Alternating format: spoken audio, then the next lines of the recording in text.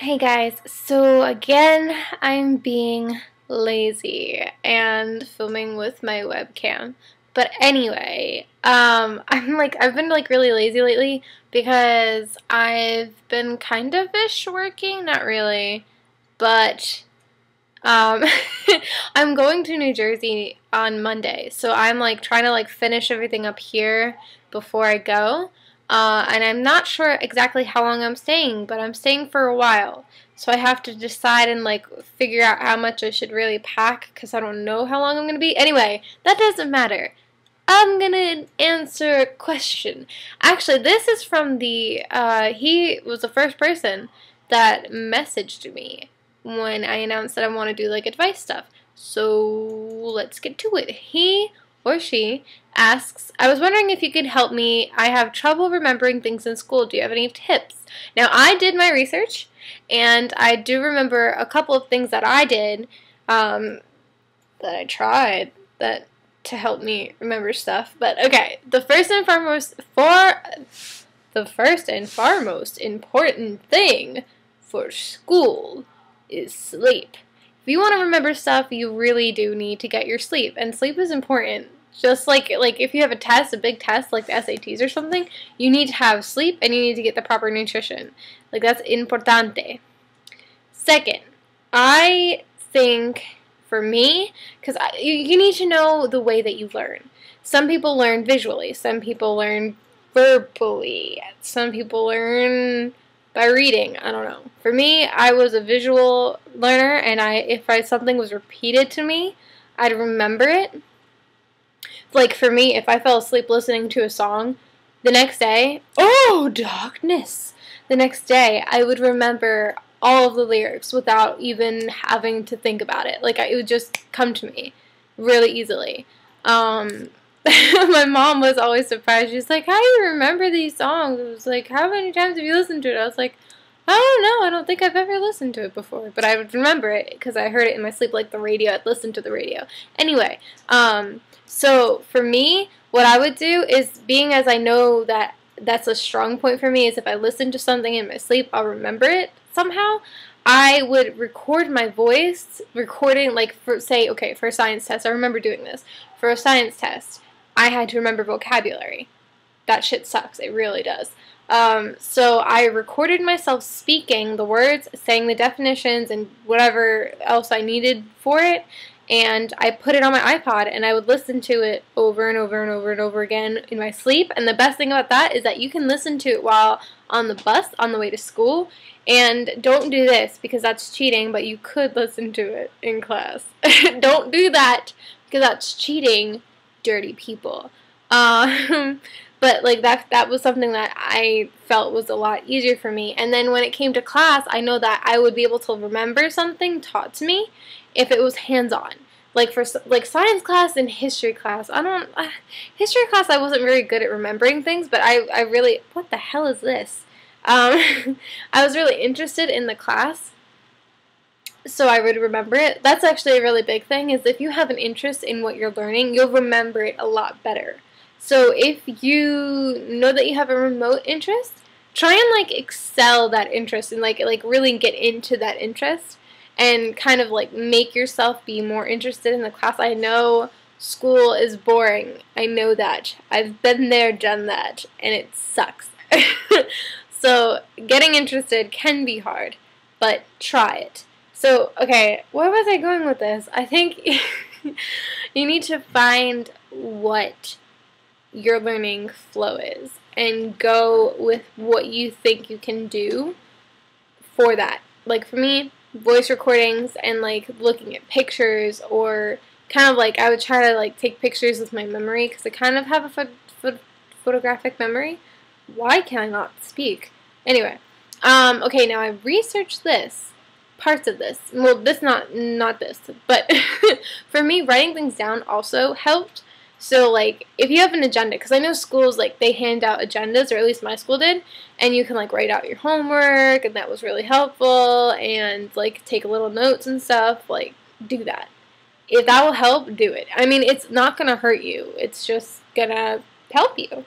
So, for me, I would, if I didn't write homework down, I'd forget it until that day, and I would be like, oh, I have to do this homework, and then I'd like scribble it down and do it. But so writing stuff down can help.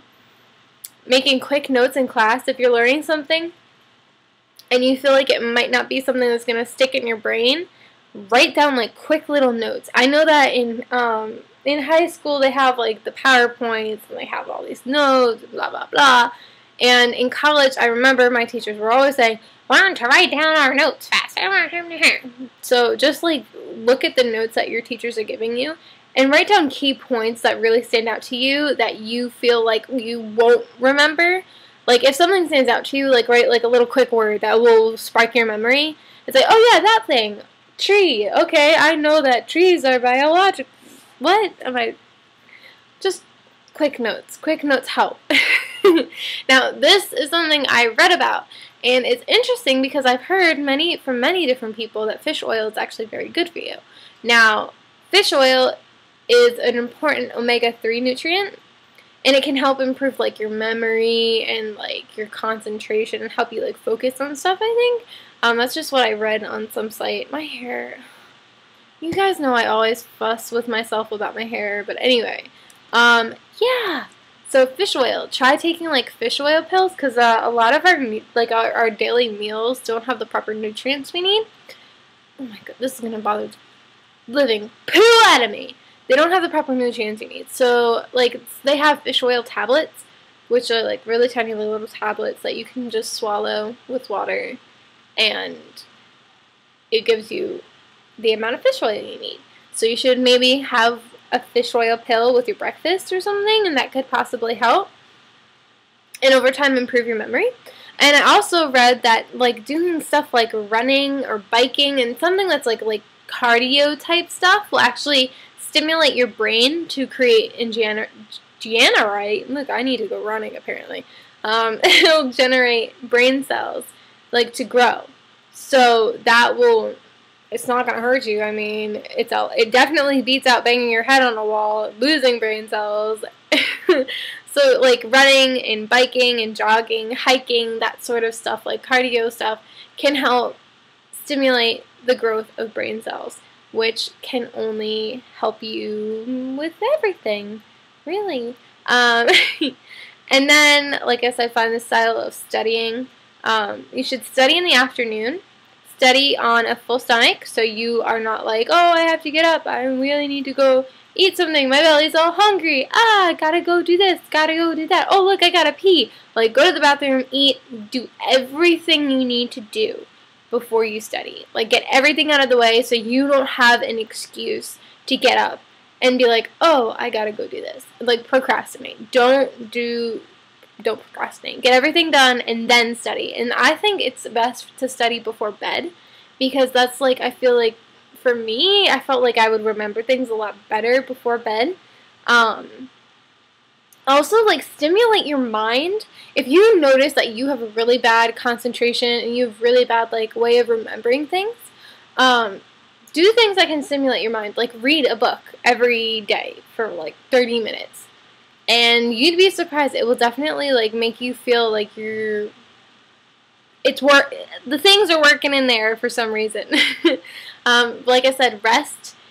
Give yourself time to study. Don't cram studying in last minute unless you're very good that way.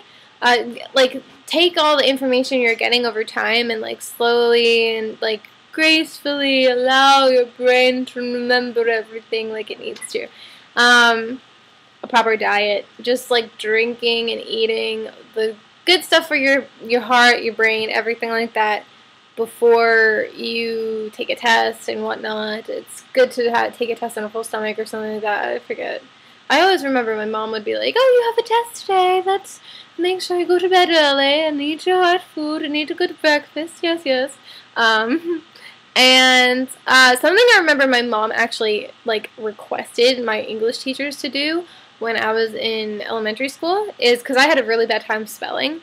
I still slightly have a bad time spelling or hard time spelling things sometimes. But my mom requested that my teacher make me keep a journal in class, and every time I spelled something wrong, I would write the words over again, like over and over and over again. I think like 5 times or 10 times, or fill a whole page of like writing and spelling it. That sounds really harsh, but it helped me. And I honestly didn't mind it because I liked writing. I just like seeing like the pencil. It's interesting to me. I don't know. Yeah.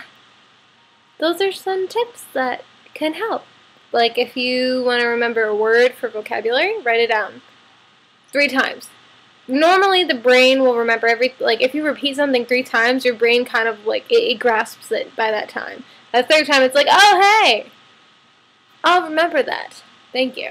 This is such a long video, oh my god. I apologize, I did not want it to be this long, and I don't see why it's this long. But hopefully this helps, and hopefully these tips can help you in some way, sort of way, or just something like that. Yeah, I'm gonna get going.